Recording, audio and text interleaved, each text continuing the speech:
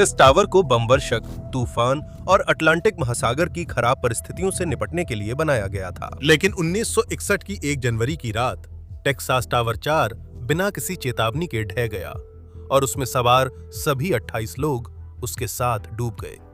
नाविकों ने इसे शुरू से ही ओल्ड शैकी कहा। कुछ लोग मानते थे कि यह संरचना सूखी गोदी से निकलते ही अभिशप्त हो गई थी। कुछ लोग सोवियत ट्रॉलरों की चर्चा करते और सोचते कि क्या शीत युद्ध के रहस्य से सुरक्षा खत्म हो जाने के बहुत बाद तक क्रू को वही रोकते थे। परिवारों के पास कोई जवाब नहीं था, सिर्फ अफवाहें, अटकलें और दुख था। क्या टावर तूफान से नष्ट हुआ था, घातक इंजीनियरिंग खामियों से, या फिर किसी और कहीं ज्यादा गुप्त वजह से?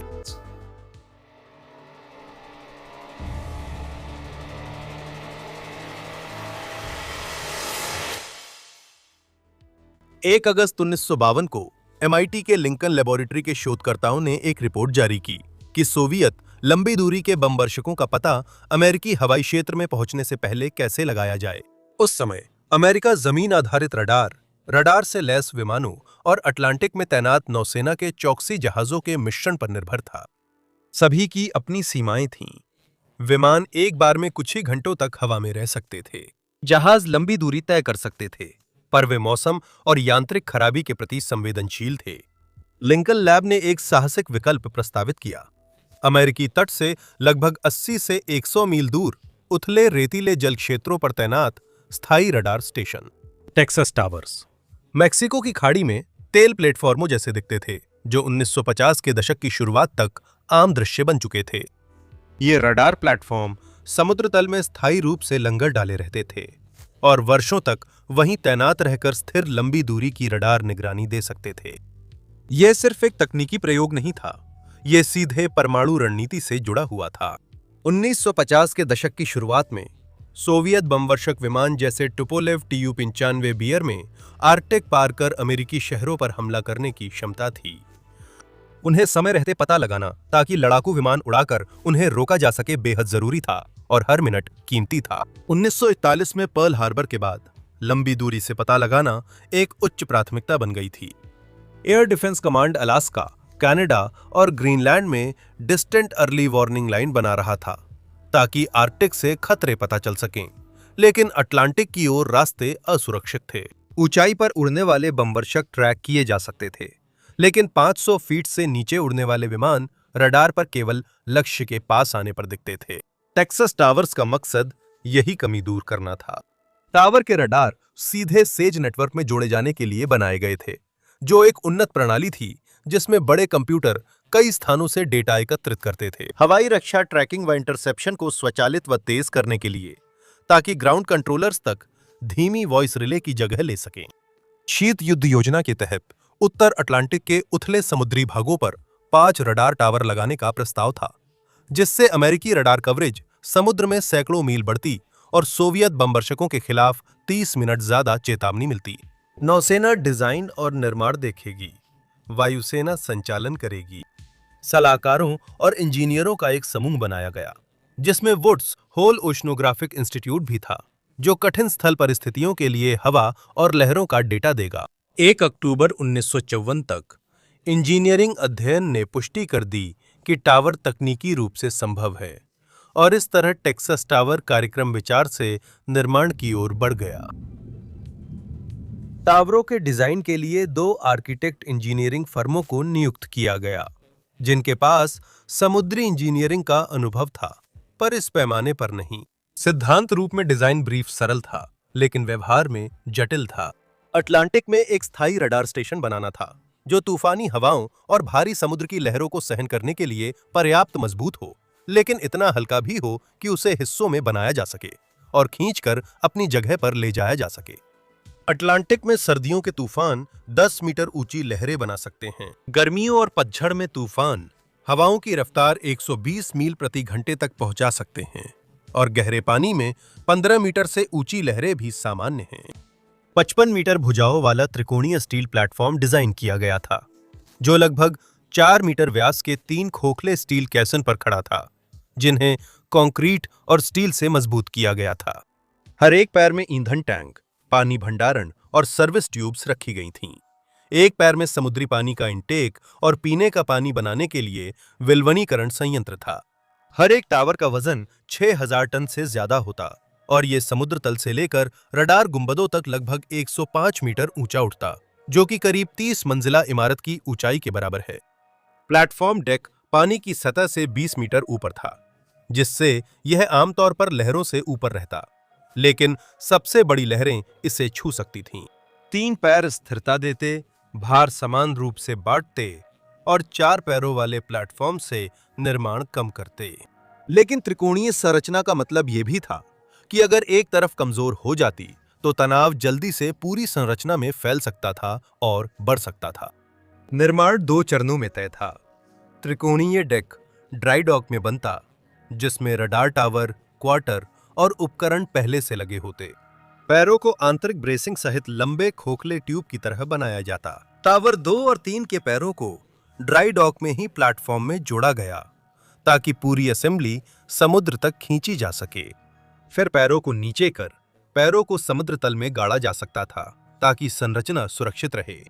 टावर 4 को कहीं ज्यादा गहरे पानी में स्थापित किया जाना था, लगभग 56 मीटर गहराई में, जबकि टावर 2 के लिए यह 17 मीटर और टावर 3 के लिए 26 मीटर थी।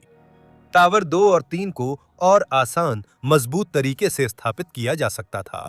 नेवी ने फैसला किया कि टावर 4 को समुद्र में ही असेंबल करना पड़ेगा। 1950 के दशक के मध्य में टेक्सास टावर कार्यक्रम निर्माण के चरण में था। तीनों टावरों ने पूरा होने के लिए थोड़ा अलग रास्ता अपनाया और टावर 4 की समस्याएं शुरू से ही अलग दिख रही थीं। टेक्सास टावर 2 का निर्माण क्विंसी, मैसाचुसेट्स के बेथलेहम स्टील शिपयार्ड में ड्राई डॉक में शुरू हुआ, जिसमें 3 पैर त्रिकोणीय प्लेटफॉर्म से जुड़े थे। निर्माण के बाद पूरी संरचना को एक इकाई के रूप में पानी में तैराया गया और केप कॉड से 86 समुद्री मील से अधिक दूर इसकी साइट तक खींचकर ले जाया गया। पैरों को लगभग 17 मीटर गहरे पानी में उतारा गया और संरचना को लगभग 19 मीटर समुद्र तल में गाड़ दिया गया। क्योंकि पैर पानी की गहराई से भी ज्यादा नीचे गाड़े गए थे, इसलिए टावर की नींव मजबूत और स्थिर थी। टावर 2 वर्ष 1955 में $12.3 मिलियन की लागत से चालू हुआ। यह अवधारणा का प्रमाण था, एक कार्यशील अपतटीय रडार प्लेटफॉर्म जो समुद्र तल पर स्थायी रूप से स्थापित था और जिसमें क्वार्टर व रडार उपकरण थे। टावर 3 नानटकेट के दक्षिण पूर्व में लगभग 57 समुद्री मील की दूरी पर करीब 26 मीटर गहरे पानी में स्थित था। इसके पैर 61 मीटर लंबे थे, लेकिन निर्माण की विधि वही थी। ड्राई डॉक में पैर और प्लेटफॉर्म साथ बनाए गए, फिर पूरी यूनिट को तैरा कर बाहर ले जाकर उसकी जगह पर स्थापित किया गया। ये मई 1957 में सिर्फ $10 मिलियन से थोड़े ज्यादा में पूरा हुआ था। इसके पैर समुद्र तल में लगभग 18 मीटर तक गाड़े गए थे, ताकि इसे टावर 2 की तरह मजबूत नींव मिल सके। टेक्सास टावर 4 और भी जटिल था। ये लॉन्ग आइलैंड के दक्षिण में 55 समुद्री मील और न्यू जर्सी के पूर्व में 74 समुद्री मील दूर लगभग 55 मीटर गहरे पानी में था, जो बाकी दोनों प्लेटफॉर्मों से दोगुना से ज्यादा गहरा था। इसका मतलब था कि टावर की टांगें करीब 77 मीटर लंबी बनानी पड़ी। अतिरिक्त दबाव के लिए इंजीनियरों ने टावर की डूबी टांगों में 3 स्तर की स्टील क्रॉस ब्रेसिंग लगाई, जो अलग अलग ऊंचाई पर थी। स्थापना पूरी तरह से अलग थी। प्लेटफॉर्म और टांगों को एक साथ खींच कर ले जाने के बजाय टावर 4 की टांगों के ढांचे यानी टेम्पलेट को क्षैतिज रूप से समुद्र में तैराया गया और फिर उन्हें समुद्र में एक ट्राइपॉड के रूप में खड़ा किया गया। प्लेटफॉर्म को उनके बीच में तैराया गया। गेट्स बंद किए गए ताकि टांगे पकड़कर पूरी संरचना उठाकर जगह पर रखी जा सके। टावर 4 में शुरू से ही कमजोरी के संकेत दिखने लगे थे। 1957 में अपनी साइट तक ले जाते समय ऊबड़ खाबड़ समुद्र ने कुछ तिरछे ब्रेसेस को मोड़ दिया और यहां तक कि तोड़ भी दिया। संरचना को ड्राई डॉक ले जाने के बजाय क्रू ने समुद्र में ही इसे अस्थायी तौर पर पैबंद लगाकर ठीक करने की कोशिश की। जब पैरों को आखिरकार उठाया गया और प्लेटफॉर्म से जोड़ा गया तो वे स्टील से रगड़ गए और ठीक वहीं जहां ए और बी पैर किनारे की ओर थे, लगभग 25 सेंटीमीटर गहरे और करीब 2 मीटर चौड़े गहरे धसे हुए निशान छोड़ दिए। नुकसान साफ था और एक समस्या भी दिख रही थी। पैर समुद्र तल में सिर्फ करीब 5.5 मीटर गाड़े गए थे। तुलना करें तो टावर 2 और 3 को रेत में 18 मीटर से भी ज्यादा गाला गया था। इस अंतर का मतलब था कि टावर 4 की नींव कहीं ज्यादा उथली और कहीं कम स्थिर थी। कागजों पर यह एक मजबूत किला लगता था। असलियत में इसके निर्माण के समय से ही इसमें छुपी हुई कमजोरियां थीं। 1957 के अंत तक टेक्सास टावर्स सिर्फ प्रोटोटाइप नहीं रह गए थे। क्रू सदस्य टावर पर मौजूद थे, सिस्टम चालू थे और रडार डेटा मुख्य भूमि तक पहुंच रहा था। समुद्र के बीच रडार प्लेटफॉर्म का विचार अब हकीकत बन चुका था, लेकिन वास्तविक संरचना उतनी स्थिर और भरोसेमंद साबित नहीं हुई जितना योजनाओं से लगता था। हर टावर एक छोटी अलग-थलग समुद्री बेस की तरह चलता था। इसमें 75 सैनिकों और 8 अधिकारियों के रहने की जगह थी, जिसमें एक रसोई, भोजन कक्ष, चिकित्सा कक्ष और आराम करने के स्थान थे। सबसे निचले डेक पर टैंक, पंप और रखरखाव के उपकरण होते थे, जबकि ऊपरी डेक पर रडार और संचार स्टेशन होते थे। क्रू बारी-बारी से लंबी शिफ्टों में काम करता और कई बार हफ्तों तक वहीं रहता था। सामान और बदली वाला दल जहाज या हेलीकॉप्टर से आते थे। शुरुआत में coast guard cutter New Bedford लोगों को क्रेन और डोनट जैसी बास्केट से ऊपर उठाता था। शांत समुद्र में यह आसान था, लेकिन उग्र समुद्र में यह मनोरंजन पार्क की सवारी जैसा लगता था। बाद में H-21 वर्कहॉर्स और सिकोरस की S-61 जैसे हेलीकॉप्टरों ने यह जिम्मेदारी संभाली, जो एक बार में 28 लोगों तक ले जा सकते थे। कठोर, शोरगुल और हिलते-डुलते उत्तर अटलांटिक में भी नाविकों ने अपनी दिनचर्या बना ली थी। ताजा रोटी बनाना, सीमित सामग्री से भोजन तैयार करना और अपने तैरते हुए चौकी में मनोबल बनाए रखने के लिए छोटे-छोटे अनुष्ठान ढूंढना उनकी दिनचर्या का हिस्सा था। इन टावरों को अटलांटिक में रडार कवरेज बढ़ाने के लिए बनाया गया था और उन्होंने यह काम अच्छा किया। रडार उच्च ऊंचाई पर लगभग 200 समुद्री मील दूर बड़े विमानों जैसे B-47 को देख सकते थे, लेकिन कम ऊंचाई पर इस सिस्टम को मुश्किल होती थी। जो विमान पानी की सतह से लगभग 150 मीटर ऊपर उड़ रहे थे, वे केवल 50 समुद्री मील दूर ही दिखाई देते थे। कम ऊंचाई पर होने वाले बमवर्षक हमलों के लिए अब भी एक बड़ा अंधा क्षेत्र था, जबकि टावर इन्हें रोकने के लिए बने थे। हवाई चेतावनी विमान को अब भी गश्त करनी पड़ती थी और उन जगहों की निगरानी करनी पड़ती थी जिन्हें टावर नहीं देख पाते थे। रडार जब काम करते थे, तब भी उनका डेटा किनारे तक पहुंचाना चुनौती था। टावरों को सेज कंप्यूटर सिस्टम में जानकारी भेजने के लिए बनाया गया था, लेकिन अपग्रेड तय समय से पिछड़ रहा था। इस दौरान ऑपरेटरों को ज्यादातर संदेश रेडियो से भेजने पड़ते थे। गर्मियों में मुश्किलें और बढ़ जाती थीं। अचानक तापमान बदलने से रडार सिग्नल मुड़ जाते थे, जिससे स्क्रीन पर झूठी प्रतिध्वनियां और फर्जी विमान संकेत दिखाई देते थे। त्रिकोणीय डेक पर जगह भी कम थी। 3 रडार डोम, कई संचार डिश और भारी एंटेना सभी जगह के लिए आपस में होड़ कर रहे थे। उनके नीचे ऑपरेटर तंग रडार कमरों में काम करते थे, जो डीजल जनरेटर, घूमते एंटेना और समुद्र की बेचैन हलचल के कारण गर्म, शोरगुल वाले और लगातार कांपते रहते थे। इतना सारा उपकरण पास-पास ठूंसा हुआ था कि विद्युत चुंबकीय हस्तक्षेप निश्चित था और परिणाम स्वरूप सिस्टम अक्सर सबसे जरूरत के समय अविश्वसनीय हो जाता था।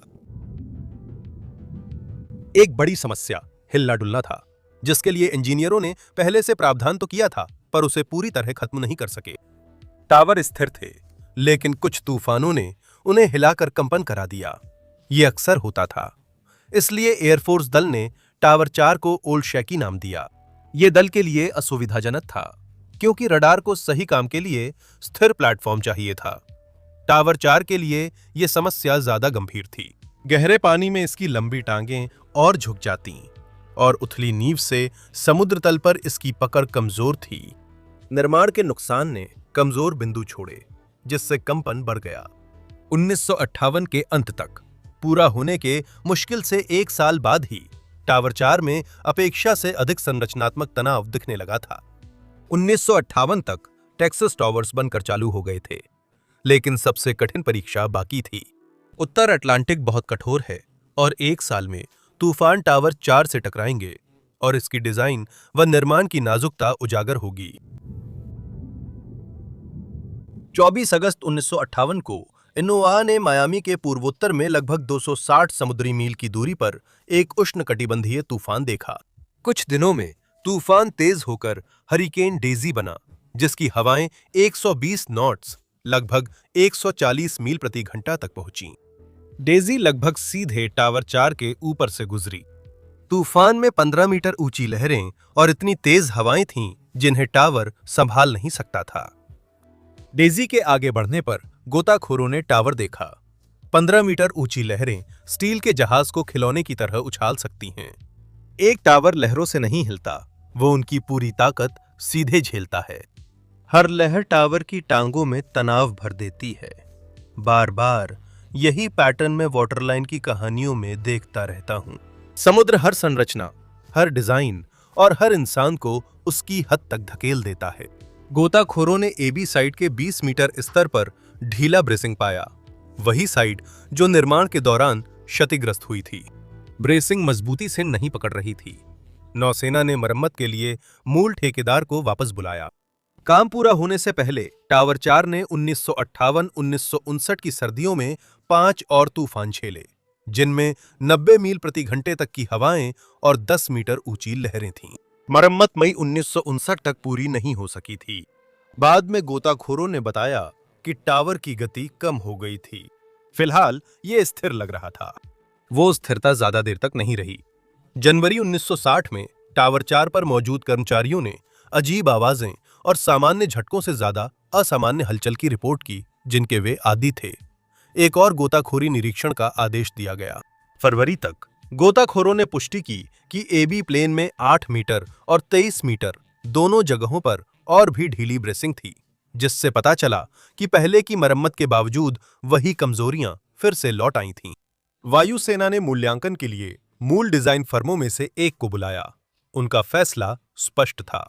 तत्काल सुदृढ़ीकरण के बिना टावर 4 शायद ये साल भी न झेल पाए। मुख्य अभियंता ने चेतावनी दी, ये आपातकाल है। अगर हम इस टावर के लिए कुछ नहीं करते तो हम इसे खो सकते हैं, अगर 1 अगस्त तक कुछ नहीं किया गया।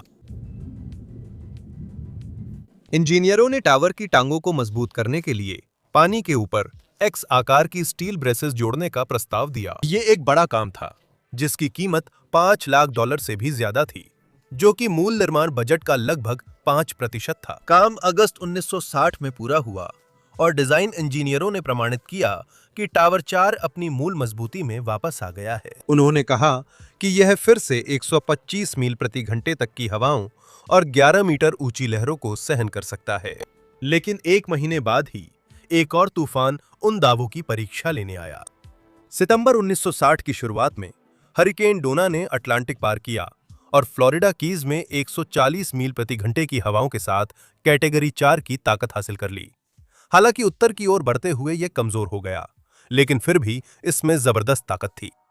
एयरफोर्स कमांड को डेजी याद था और डोना के आने से पहले उन्होंने टावर 4 से सभी को निकाल लिया, जो कि सही फैसला साबित हुआ। 12 सितंबर 1960 को हरिकेन डोना ने टावर पर 130 मील प्रति घंटे की रफ्तार से हवाओं और 15 मीटर से ऊंची लहरों के साथ हमला किया। तूफान ने फ्लाईब्रिज को और डेक के नीचे की मेंटेनेंस प्लेटफॉर्म को, जिसका इस्तेमाल गोताखोर पहुंच के लिए करते थे, तबाह कर दिया और नई पानी के ऊपर वाली ब्रेसिंग के हिस्सों को भी बुरी तरह नुकसान पहुंचाया। जब गोताखोर नवंबर में वापस लौटे तो उन्होंने पानी के नीचे की ब्रेसिंग में भी गंभीर नुकसान पाया, जो फिर से ऊपरी स्तरों में एबी प्लेन पर केंद्रित था। 1959 की मरम्मत टिक नहीं पाई थी और 1960 की ब्रेसिंग पहले ही कमजोर हो चुकी थी। मीनार लगातार नुकसान, मरम्मत और फिर नुकसान के चक्र में फंसी थी, जो हर तूफानी मौसम के साथ बढ़ता जा रहा था। 1960 के अंत तक मुख्य चिंता रडार और संचार से हटकर इस पर आ गई थी कि क्या टावर 4 पर कर्मचारियों के लिए काम करना सुरक्षित है या नहीं। टावर 2 और 3 के विपरीत, जो कम गहरे पानी में बने थे, टावर 4 को उसके बनते ही समस्याएं शुरू हो गई थीं। इसकी उथली नींव, क्षतिग्रस्त ब्रेसिंग और गहरे समुद्री तूफानों से लगातार टकराव ने इसे लगातार खतरे में रखा। एयरफोर्स और नेवी संरचना के कुछ हिस्सों को सुधार सकते थे, लेकिन उस कठोर वातावरण को नहीं बदल सकते थे जिसमें यह स्थित थी। 1960 के अंत तक टावर 4 के लोग समझ गए थे कि ये अब वह स्थिर संरचना नहीं रही थी जैसी इसे होना था। हरिकेन डोना के बाद प्लेटफॉर्म मुड़ा हुआ और क्षतिग्रस्त रह गया था। ब्रेसेस मुड़ गए थे, दरारें पड़ गई थीं और फ्लाई ब्रिज उखड़ गया था। एयरफोर्स ने क्रू की संख्या 80 से अधिक से घटाकर सिर्फ 28 कर दी थी। आधा एयरफोर्स स्टाफ रडार संभाल रहा था, बाकी सिविलियन कॉन्ट्रैक्टर्स स्ट्रक्चर संभाल रहे थे। मिशन अब शुरुआती चेतावनी से हटकर सिर्फ किसी तरह जीवित रहने तक सीमित रह गया था। टावर पर जीवन हर हफ्ते कठिन होता गया। तूफान टावर को इतना हिलाते कि वेल्डर टॉर्च भी मुश्किल से संभाल पाते थे। आदमी अचानक संतुलन खो देते थे। सर्दियों की समुद्री लहरों से डेक जम गया था, जिससे काम करना खतरनाक हो गया था। कैप्टन गॉर्डन पलान ने खतरे को साफ देखा। उन्होंने कई बार निकासी की मांग की, ये चेतावनी देते हुए कि टावर सर्दी झेलने के लिए बहुत अस्थिर है। सभी अनुरोध अस्वीकार किए गए। कमांडरों को डर था कि अगर टावर को खाली छोड़ दिया गया तो जासूसी के शक में सोवियत ट्रॉलर आ सकते हैं। जो लोग अब भी टावर पर थे, उनके लिए यही मतलब था। उन्हें ओल्ड शैकी पर नॉर्थ अटलांटिक की सर्दी झेलनी थी। ये वही पल है जिसे मैं कई और हादसों में पहचानता हूं। अंदर के लोग देख सकते हैं क्या होगा, पर वे फैसले नहीं बदल सकते। जब चेतावनियों को नजरअंदाज कर दिया जाता है तो उल्टी गिनती चलती रहती है, जब तक कि वे दुर्भाग्यवश उस बिंदु तक नहीं पहुंच जाते जहां से वापसी संभव नहीं होती। रविवार 15 जनवरी 1961 को मौसम बिगड़ गया। सुबह तक हवाएं 60 नॉट से ऊपर पहुंच गईं और लहरें 9 मीटर तक उठ गईं। टावर ने नए और डरावने तरीकों से मुड़ना और झूलना शुरू कर दिया। शाम 4 बजे कप्तान पेलिन ने किनारे पर मौजूद टीम को फोन कर बताया कि उन्हें लगा एक और ब्रेस फेल हो गया है। उन्होंने चेताया कि हवा की दिशा बदली तो पूरी संरचना गिर सकती है। कुछ मिनट बाद एक ठेकेदार ने एक पैर के आधार में आधा मीटर लंबी दरार देखी। वे आशा कर रहे थे कि वे सुबह तक हेलीकॉप्टरों के आने तक टिके रहेंगे, लेकिन तूफान और भी भयानक हो गया। शाम तक लहरें 11 मीटर से भी ऊंची थीं और हवाएं 85 नॉट से भी तेज चल रही थीं। कैप्टन पिलन ने अपनी पत्नी को आखिरी कॉल की और बताया कि विमान वाहक पोत यूएसएस वास्प रास्ते में है। शाम 7:15 बजे ठेकेदार हेनरी शुट्स ने अपने आखिरी शब्द रेडियो पर कहे, मेरी अगली कॉल या तो वास्प से होगी या फिर समुद्र से। ये शब्द सिहरन पैदा करते हैं। इनमें घबराहट नहीं बल्कि निश्चितता है। जब कोई आदमी इस तरह बोलता है तो इसका मतलब है कि उसने हालात को तौल लिया है और उन्हें अपने पक्ष में नहीं पाया है। ये डर नहीं बल्कि नियति को स्वीकार कर लेना है। शांत स्वीकारोक्ति कि इंसानी इच्छा और इंजीनियरिंग अपनी सीमा तक पहुंच चुकी है। उसके शब्द एक संदेश नहीं बल्कि फैसला हैं, जो दिखाते हैं कि वहां मौजूद लोगों ने बहुत पहले ही समझ लिया था कि जो आने वाला था वो टलने वाला नहीं था। समुद्र द्वारा इसे साफ साफ दिखाने से भी पहले।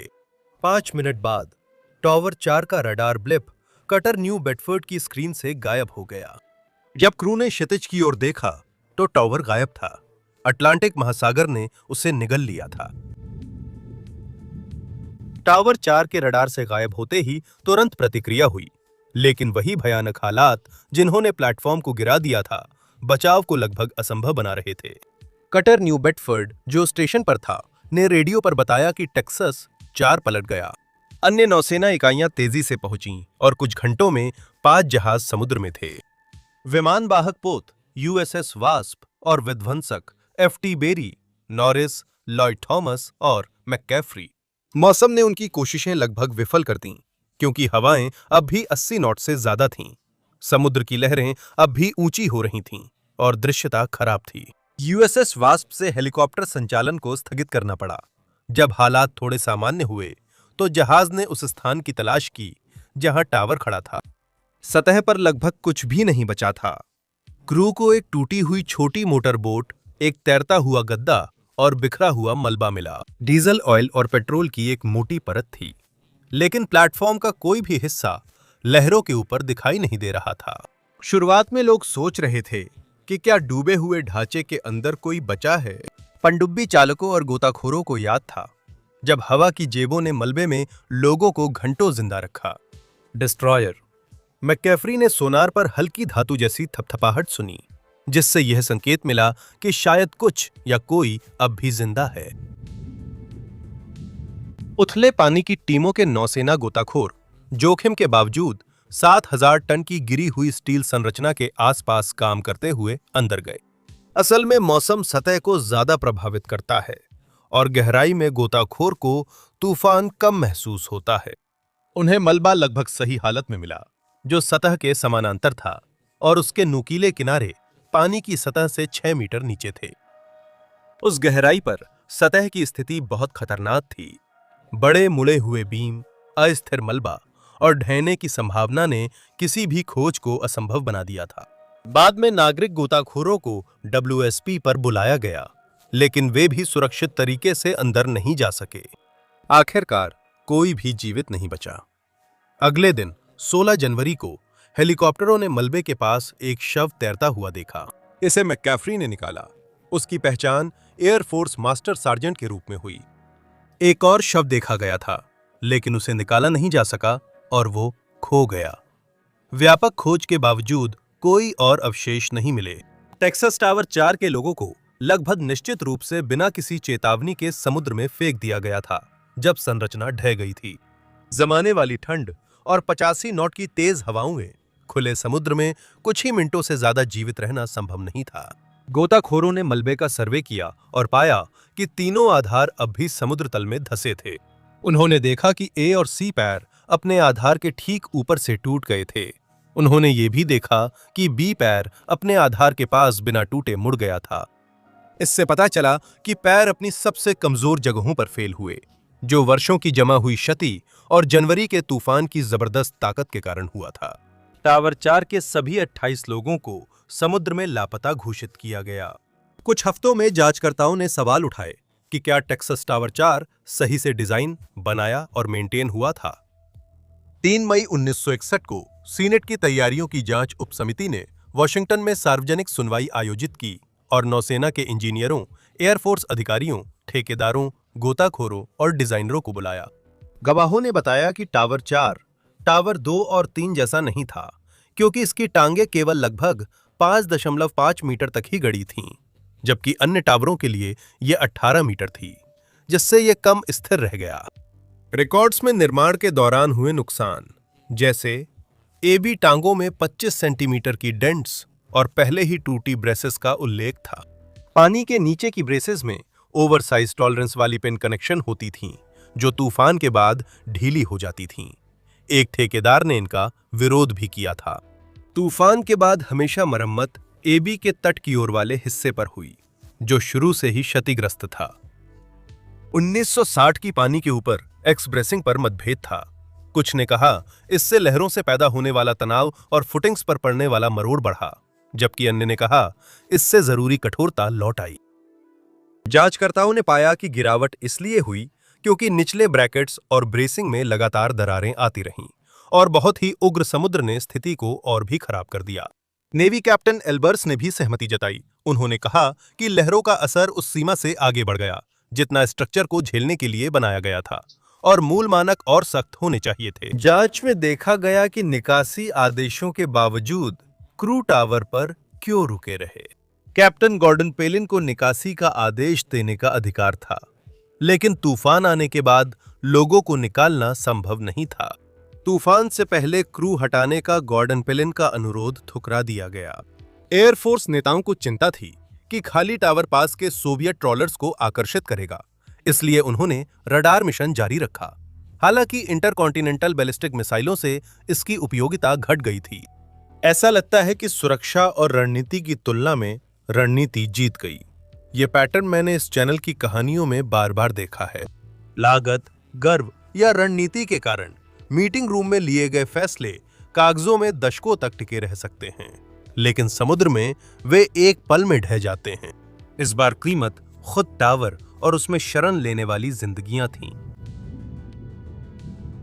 ढहने के 2 महीने बाद अभियोजकों ने कर्नल बैंक्स, जो उस समय एयर डिफेंस सेक्टर के कार्यवाहक कमांडर थे, मेजर शेपर्ड 4604 में एयर सपोर्ट स्क्वाड्रन के कमांडर और मेजर स्टार्क कार्यकारी अधिकारी पर आरोप लगाए। आपराधिक लापरवाही, अनैच्छिक हत्या और अनुच्छेद 92 कर्तव्य में लापरवाही के आरोप लगाए गए। अभियोजकों ने कहा कि चेतावनियों के बावजूद क्रू नहीं निकाला गया, जबकि बचाव पक्ष ने कहा कि कोई इंजीनियरिंग रिपोर्ट टावर को असुरक्षित नहीं बताती थी। और तूफान के दौरान निकासी व्यवहारिक नहीं थी। कई महीनों बाद तीनों अधिकारियों को बरी कर दिया गया। ढहने के बाद ध्यान उन टावर 2 और 3 पर चला गया, जहां अभी भी कर्मी तैनात थे। बहस के बावजूद नौसेना ने मूल डिजाइन कंपनियों से तेजी से निरीक्षण कराए और सर्वेक्षणों में कोई तत्काल संरचनात्मक विफलता नहीं मिली। वायुसेना ने 7 लोगों के लिए 15 दिन की आपूर्ति वाले नए बचाव कैप्सूल जोड़े, लेकिन इनकी असली परिस्थितियों में परीक्षा नहीं हुई। फिर भी लोगों का कार्यक्रम में विश्वास खत्म हो गया था।